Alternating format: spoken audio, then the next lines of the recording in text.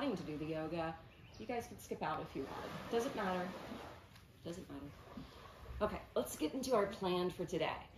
When I was thinking about what we would start off our yoga practice with at the onstart of this particular retreat, sometimes I have themes for the retreat, but this one's yoga, Reiki, and relaxation. So one reason I wanted to do more gentle yoga was for the relaxation piece, so you're not having to work as much with the active poses. Even though we're going to do a gentle flow this morning, what I wanted to center around was animals. And I wanted to center around animals because I heard this teacher talking the other day, and he was reminding people of the vehicles that all the Hindu gods and goddesses had. Every Hindu god or goddess has an animal that's their ride, or that's always depicted with them, or involved in their stories somehow. So like with Shiva being the Lord of Yoga, Shiva being the god of transformation, time, death, destruction. He has a cow named Nandi. Nandi has powers. Nandi's able to fulfill wishes. So it's representative of power. Vishnu, who's like Poseidon in Greek mythology, in Hindu mythology, he's like the god of the oceans, of the water. And he's also the god of preservation, what helps life to sustain.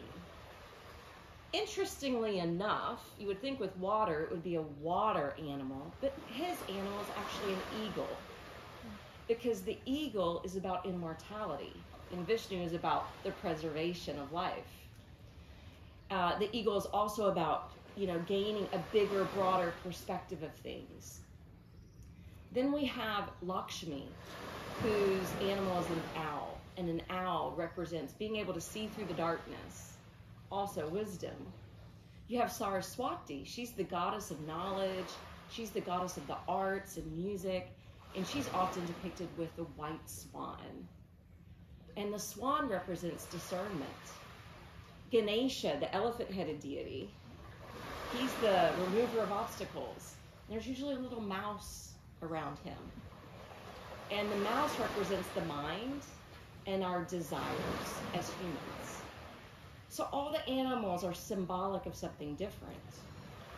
But even if you predate Hinduism, you'll see that humankind really focused on animals. Think about cave drawings. Sometimes they're a deer, or Native American, what do they call pictographs? Hieroglyphs, yes. They're often animals being depicted, a fish or a bird or a deer, something of that nature. And so animals are something that humans have always been drawn to. And one of our conversations, interestingly enough, coming here last night, was thinking about, what kind of animals are we going to see? Are we going to get to see the howler monkeys? And then when we found out some of the exotic birds are here, we got really excited. It's something that we don't normally see. And whale watching. Mm-hmm. And whale watching, yes. If you look at our yoga practice, even in our yoga practice, the poses are always named after something, or they're inspired by something. So a lot of these poses, like Virabhadrasana, Virabhadra was a personification of Shiva's anger.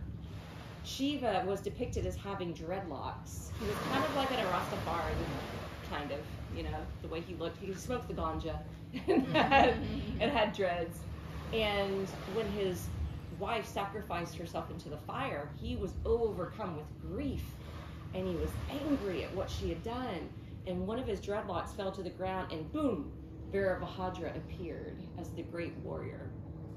So when we're doing these poses, there's always either a story or a message or moral behind the positions. And if you think about it, we have a lot of animal poses. We have eagle. We have horse squat. We have seal. We have swan. We have the sphinx. You know, we have all these different things that can be representative of nature around us. So that's what we're going to focus on today.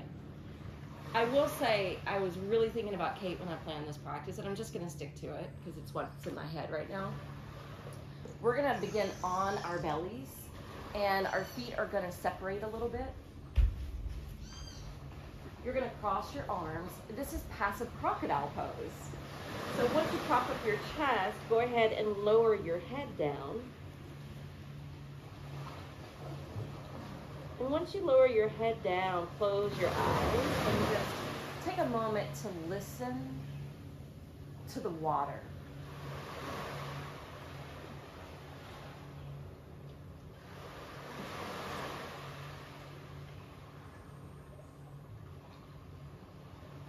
And then start your deep diaphragmatic breathing.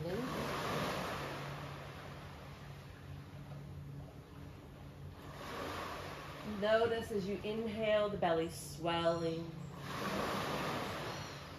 It doesn't have a place to go. So you may feel a little bit more pressure in your abdomen as you inhale, and that decrease of pressure as you exhale. And as you're opening up this deep belly breathing, know that this pressure with this breath work can do a little inner kneading or massage work to the internal organs.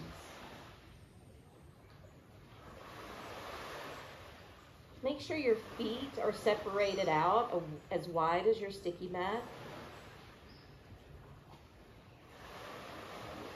Soften your muscles except for the arms that are helping to support your head.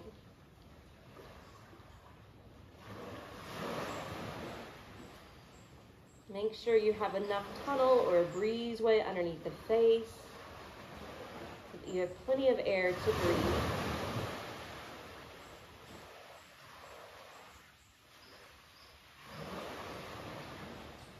As you continue to observe your breath work, notice how the breath operates similar to a wave.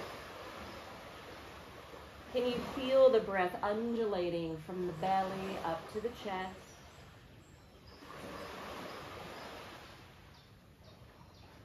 Can you notice its descent back down?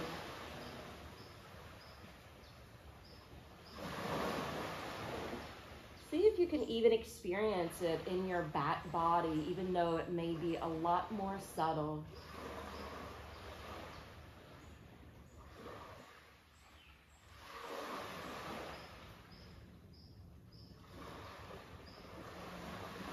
On your next inhale, let's go ahead and lift the head up.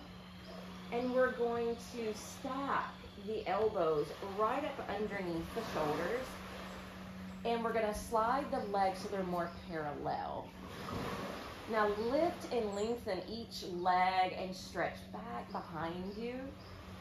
Push down through your feet and notice how that tightens up your glutes. Feel the buttocks firming up. Push down through the pubic bone. Lift a little higher through your breastbone. Find a comfortable position for your head and your neck. So sometimes it may strain the neck to look straight out. You may have to slightly angle it forward and perhaps look down. Feel the heat kindling in the low back as we're building back strength. We're toning the legs and the glutes.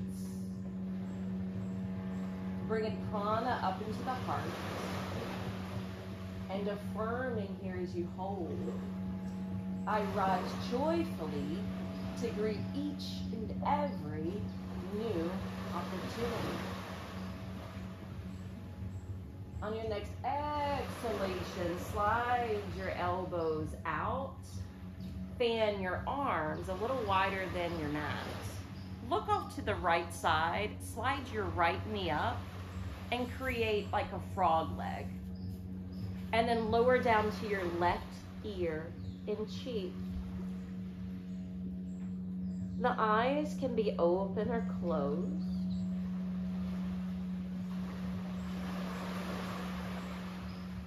Typically in a studio setting where we have lots of props, I would have you place a blanket underneath the knee. So hopefully it's not too much pressure for you here. Think about all the sitting we were doing yesterday as we were traveling.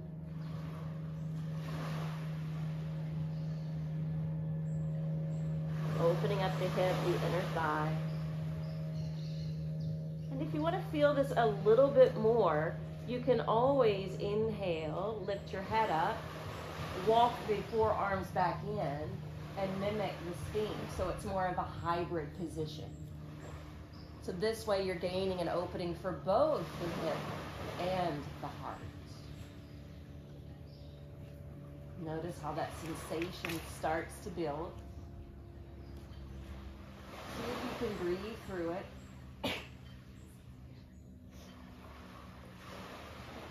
Let's go ahead and relax and collapse the shoulders down.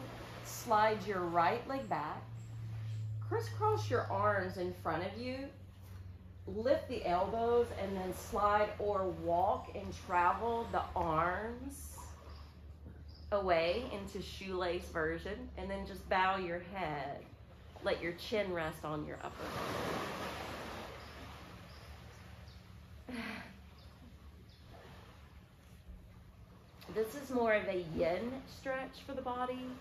So with yin, we're trying to be passive, we're trying to get heavy, and we're just taking the shape and dwelling in it.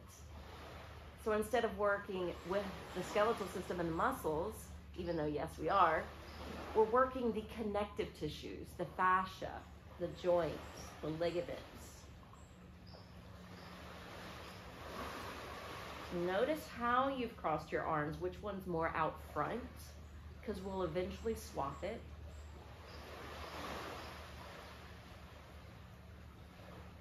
Notice if there's any tension in your face, and try to soften the muscles there as well, even your jaw.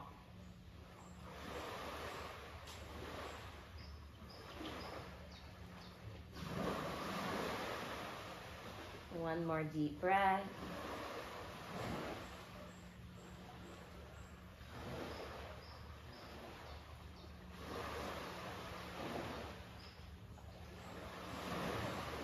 And then we're going to separate the arms, going back to the goddess or wing set, lowering down to the right ear and cheek, and slide your left knee up into that frog leg.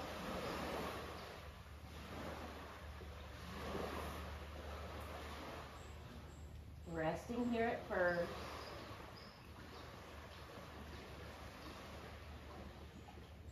Deep yogic breath. And then if you want to build it up, walk the forearms in, create your Sphinx variation. And you might even notice a pretty significant or even subtle difference between the two sides. Mine's pretty significant.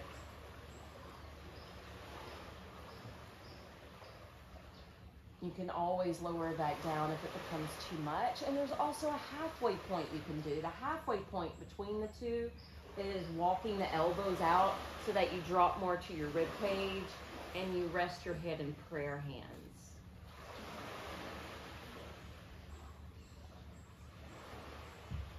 So what I love about yoga is there's always a way to amp it up or to modify. And that's where we have to discern and decide what's best for us at any given moment.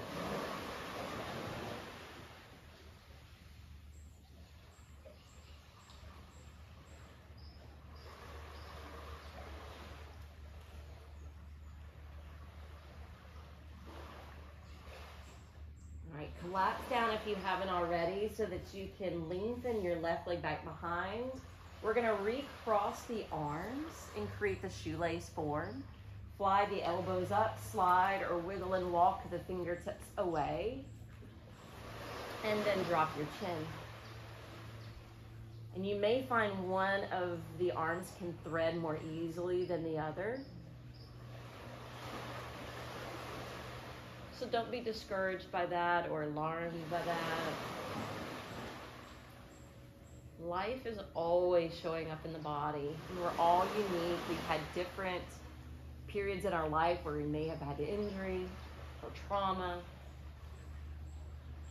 And sometimes those things get kind of trapped in the body and it takes a while to work itself out.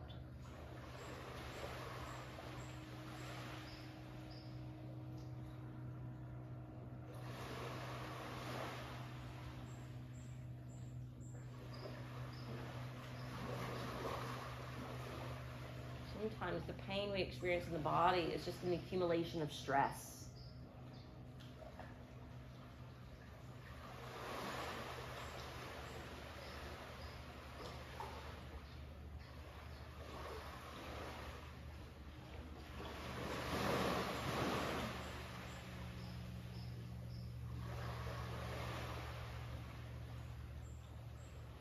Now let's go ahead and lift the head up. This time the hands are going to slide up underneath your shoulders. Your feet are going to draw back together. You're going to push up and press back into extended child's pose.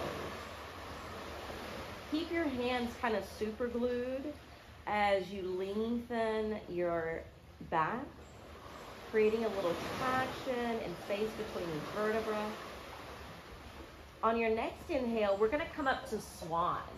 So swan is kind of like up dog, except you're flying your feet in, your toes are pointed up, you're on the stilts of the arms, you're gazing up, and as you exhale, you're leaning back again to extended child pose. We're going to do that a couple more times. Inhale, rock forward, heels in, head back. Exhale, land your shins, and take child. One more. Inhale brings us forward. And exhale. Returning to extended child's pose, but this time, let your arms drape down to the ground. Even relax your fingers so they're not as spread out, slightly curling in. And see if you can have that pressure resting at your brow, your third eye points. What can assist with aiding us with more mental peace?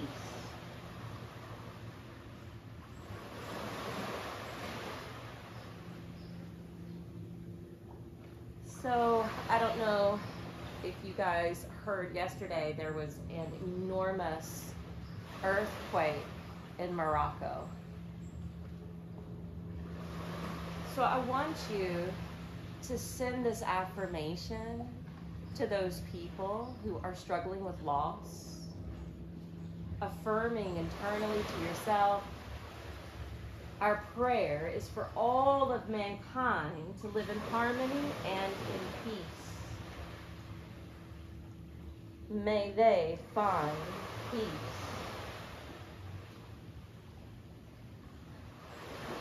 Now gently roll across your brow, moving towards the right temple, and then casually over to the left temple. And do that a couple more times, just massaging the brow. This third eye region that allows us to have foresight and insight, inspiration, imagination, and intuition. Now come back to the center of your brow. Rock up to hands and knees. Exhale, take downward facing dog. Rooting your palms, spreading out through your hands, slightly dialing them away from each other.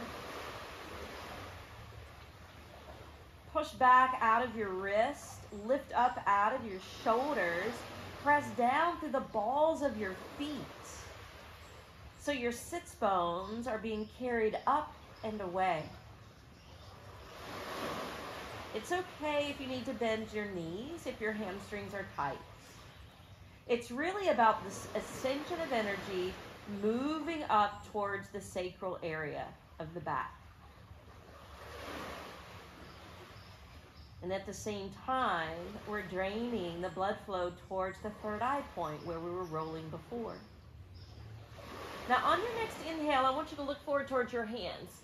You can hop the feet up or you can step slowly, one foot and then the other. It doesn't matter. But we're taking a squat when we're here. So the heels may be up, they may be landed down. Doesn't matter. If you need your hands for balance, use them. If you can balance without the hands, bring them to prayer.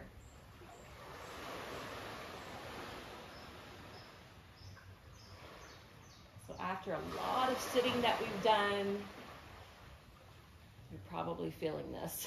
I know I am. By the way, this may not be what you want to discuss first thing in the morning, but we're all adults and mature. I know when we travel, sometimes our bodies can't eliminate as well. So if you start to get constipated, this is the pose to do. It helps. Bring your hands towards the floor. And you're going to spin your feet to be parallel. And you're attempting to straighten your legs. And your hands may come off the floor, and that's okay. Opening up the back side of the body, especially the hamstring region. Rock slightly forward towards your toes. Let your neck and head go. The hips and the hamstrings are usually the tightest areas in the body first thing in the morning. Generally speaking. I don't know, lately with menopause, it's been my ankles.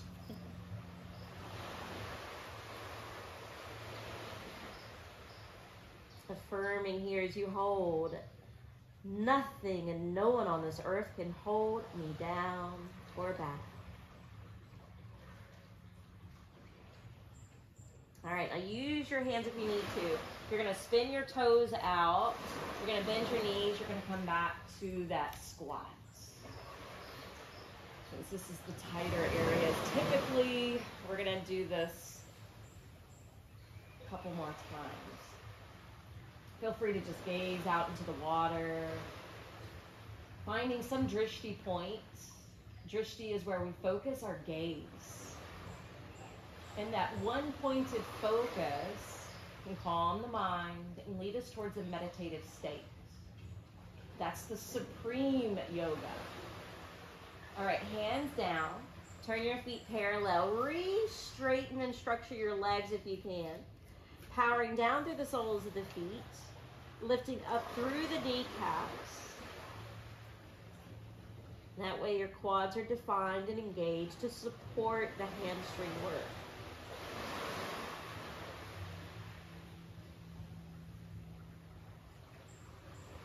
All right, let's do one more of those. Turn the toes out. Bend the knees. Hands to prayer. Sorry about my voice this morning. You know how you were talking about when you were Ubering in Panama City? They all had the air fresheners. Oh, yeah. There's something in my room. I don't know if you guys have it, but I'm allergic to that stuff. Oh, yeah. So I'm all like cruddy this morning. All right, hands down. This time we're going to clasp a hold of your elbows. If it's too much to grab your elbows, grab your wrist. And just slowly and gently semicircle over to the left side, towards the left leg. And then semicircle around to the right leg.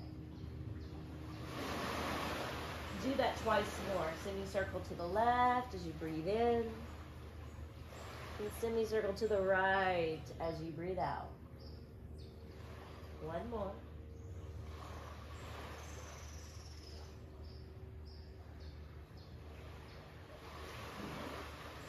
When you arrive back to center, you're going to take your hands to your hips or waist. Push down through your feet and slowly draw in through your core and come up to stand. Good. Walk to the top of your mat. And when you walk to the top of the mat, root the feet side by side. Lift your arms up towards the sky. Take a hold of your left wrist with your right hand. Accentuate that length. And then sway to the right. creating Chandrasana, crescent moon.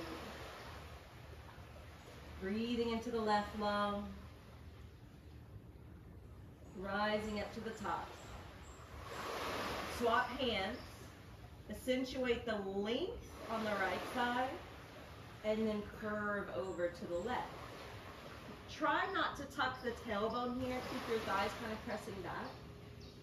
Try to avoid allowing the top shoulder to come down in your peripheral line of view. Inhale, come back up. And then exhale, lift your arms straight down. Hands to prayer position at the heart. All right, step your right foot back behind you, but keep your front knee lunging. And notice if you're leaning forward, try to stack your head over your shoulders over your hips. Feel the back calf stretch, and then inhale, lift your arms up. Good, as you exhale, straighten the leg and lower the arms down. Inhale, the arms lift up, you lunge the knee. Exhale, the arms come down, the front leg straight. Super simple. Inhale, warrior one. Exhale, bring the arms back down. 2 more.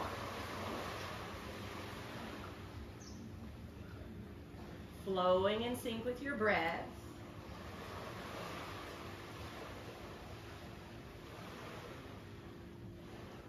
Good, now take your hands to your hips, lunge the knee, and you're going to heel toe the right foot back a couple baby steps until your back foot's parallel to the back side of your mat. Keep your hips rolling open, and now lift your arms out shoulder height. Flip your palms open, and then inhale, straighten the front leg, lift the arms overhead to frame the face. Exhale, relunge the knee and gaze out towards the water. Inhale, straighten the leg, lift the arms, gaze towards the trees. Exhale, lunge the knee, gaze out to the water. 1 more.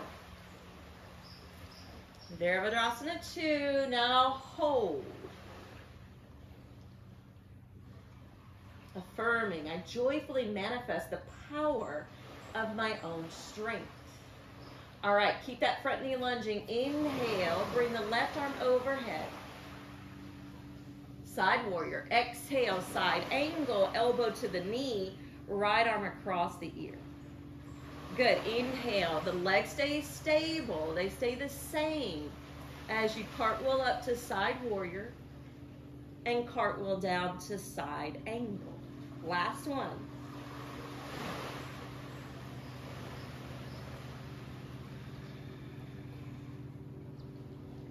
Good. Now look down towards your left foot. Spin off your back heel, bring your hands down to frame the foot, and drop down to your back knee. Untuck the toes. These mats are nice and thick, aren't they? Okay.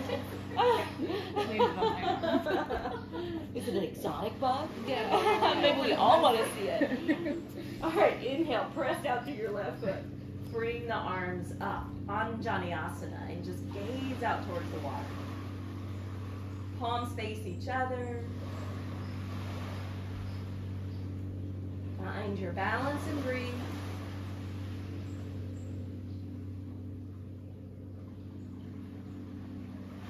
For the longest time we would do this pose, I would think, superstar, remember that? Oh yeah. So long ago. Exhale, hands down. All right, curl the back toes under. Step it into Adho Mukha Svanasana, your downward facing dog.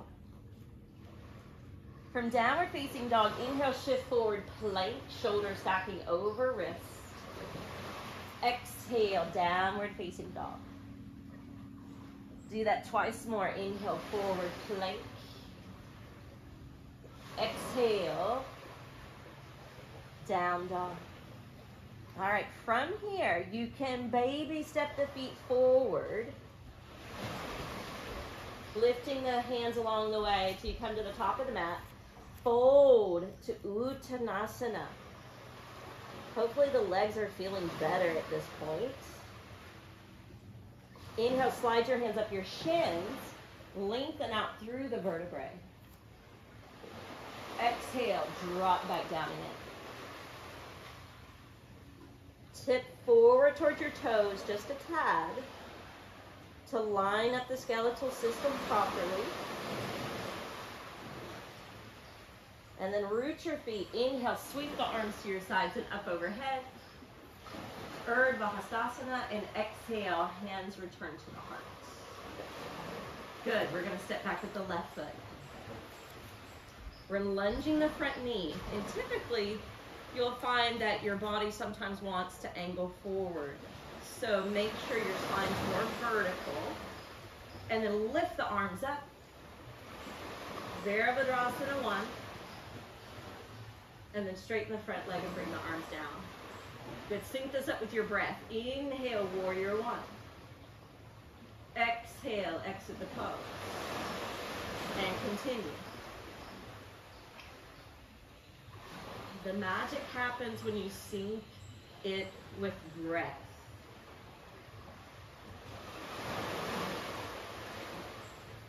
This time, bring the arms up, hold warrior 1. Hands to the waist. Slowly heel toe the left foot back. Lining everything up for warrior 2. Lift your arms shoulder height, flip your hands open. Straighten the front leg, let the arms straighten the face. Exhale, lunge the knee, gaze out to the water. Inhale, bring in a little neck motion. And then exhale, warrior 2. Couple more.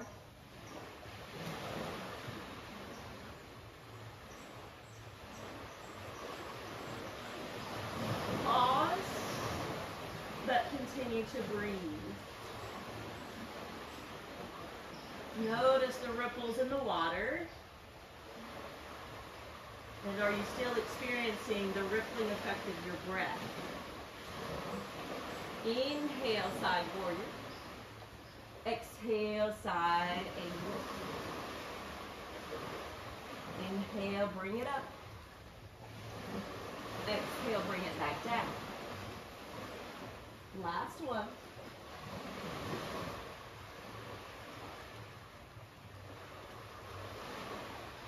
Now look towards your front foot. Bring the hands to frame it, spin off the back heel. Take your time. Land your back knee, untuck the back toes. Inhale, Anjaneyasana, which is the half lunge.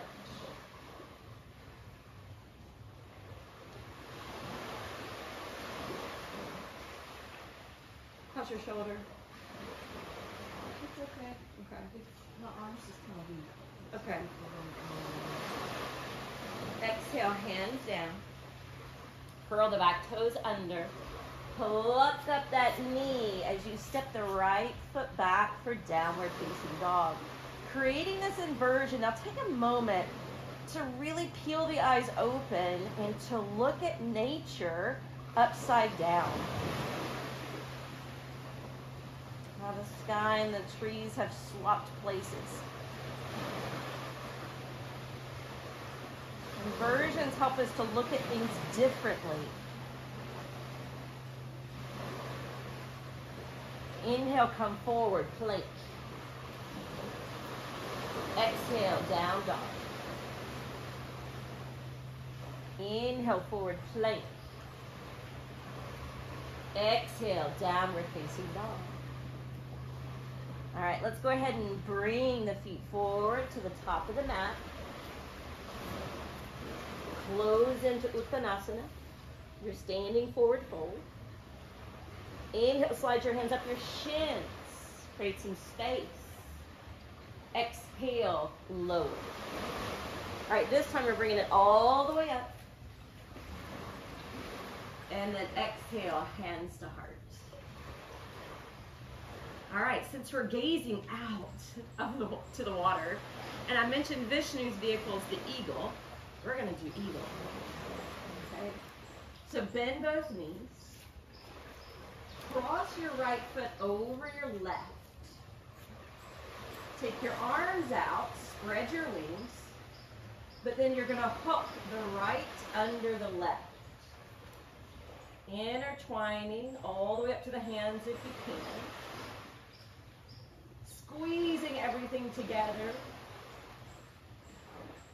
gazing at one specific point, affirming at the center of life's storms, I choose to remain serene. All right, let's spread the wings again. Bring the right knee up, straighten the left leg, and then exhale, relax it down. All right, bend the knees again. This time the left leg crosses over the right. Spread out the arms. Left arm hooks under the right. Mold the limbs together. Gaze at one spot. And breathe.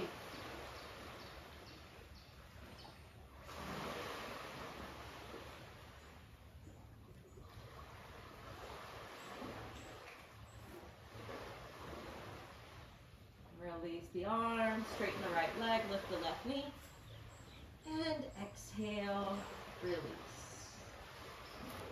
All right, how's everybody's knees? Everybody's knees okay? We'll test this out. Lift your arms in front of your chest and lift your heels away from the floor. And we're slowly coming down, and you can use your hands if you need to catch yourself. The hands are going to stack to the knees.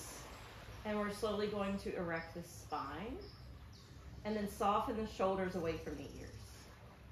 If you need your hands, use them. It's okay. This is toe balance. But in kids yoga, if you turn your head, which makes the balance harder, it turns into the owl pose. And then if you bring the head back through center, you can test or challenge yourself. Turning the head all the way to the left. Back to center. And then we're slowly bringing ourselves down to the mats. We're going to lower onto our backs. Bring your arms beside you, palms facing downward. Inhale, press into the feet. Tuck and lift the tailbone and circle the arms up overhead. And as you exhale, you're going to bring the arms back around as you roll one vertebra down at a time, softly landing to the sacrum. We're going to continue that. Inhale, root your feet, rise up to bridge. And then exhale, roll it on down. One more inhale, lifting up. Setu Bandhasana.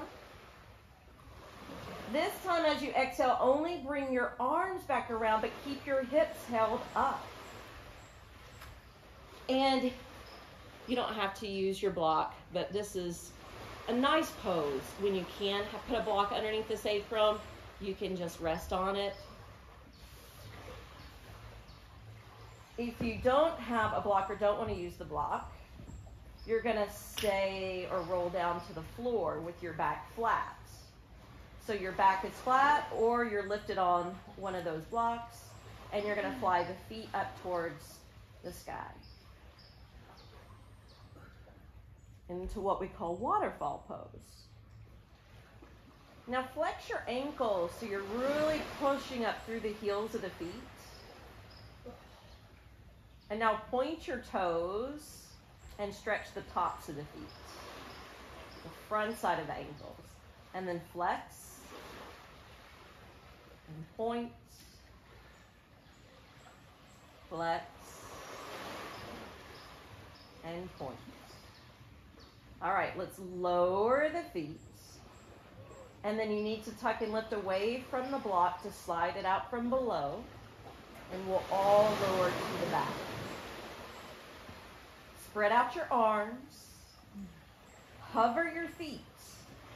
And let your knees roll to the left.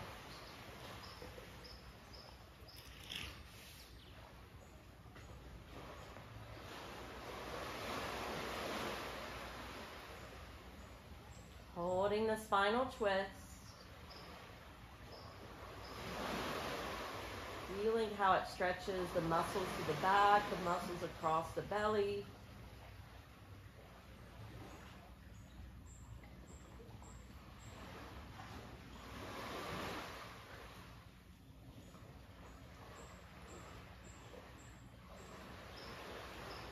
Now grip in your belly to draw the knees back through center and let them roll right. Sometimes the slower you go in these twists, you'll get a pop in your back that can feel really nice.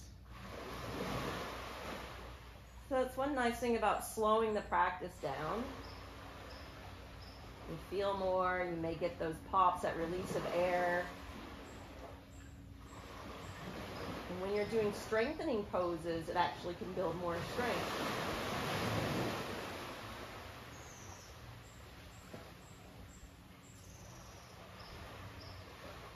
Now let's draw the knees back in, and this time hug the knees to the belly and chest into Apanasana, wind release pose. So another thing, since we're traveling, you know, and we have all these various flights that we've been on and are going to be on, air can really get trapped in the body when we're flying.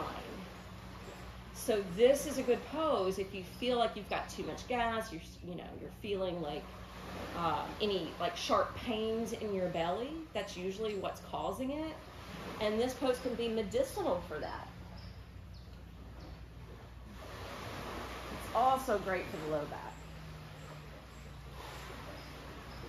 All right, it's time for Shavasana. So let's extend the legs and fan the feet out.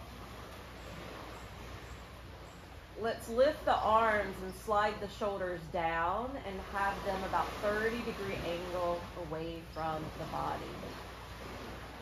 Palms turned open, but eyelids turned down.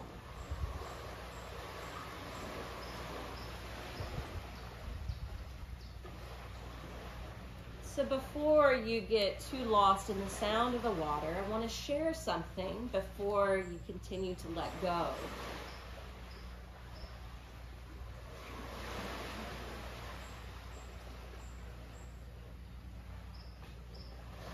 Thomas Merton used to say, to be the Columbus within yourself and sail through the open seas, the unknown waters, to see what has yet to be discovered. So you just had a vision of some of the boats, and now you're listening to the water coming to shore. Do the contemplative work.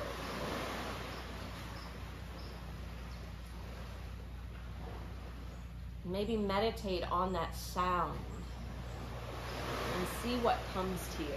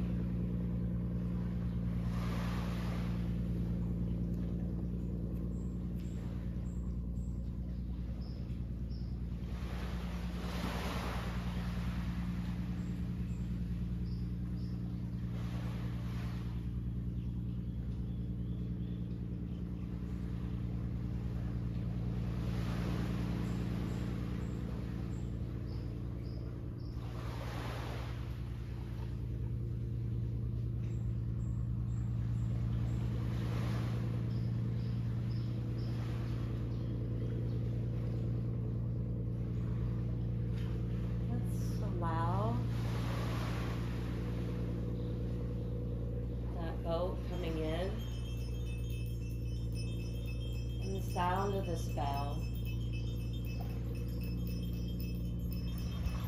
Bring us back to our breath, to wake us back up.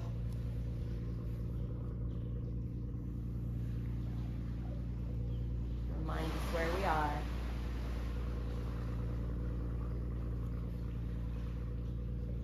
In case you fell into a deep state of relaxation. Gently open up your eyes. And I want you to roll your head to one shoulder and then to the other.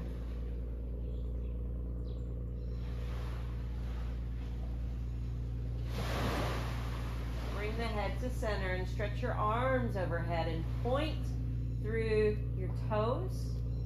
Create that morning stretch so you're getting a little bit more sway back here. And then as you exhale, hug the knees back in. Wrap your arms around lovingly. Roll to one side of your body. Slowly coming up.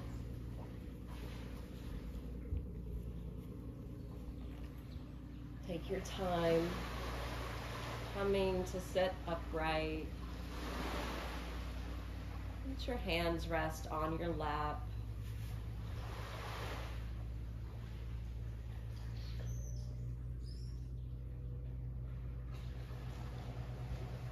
Hopefully this yoga practice this morning has not just made you aware of the wave of your breath, but hopefully wavelets of peace are now moving through your mind and body.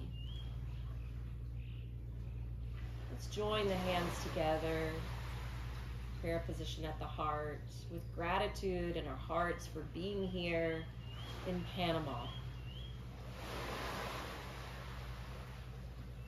Take a moment to be grateful for our safe travels, our health,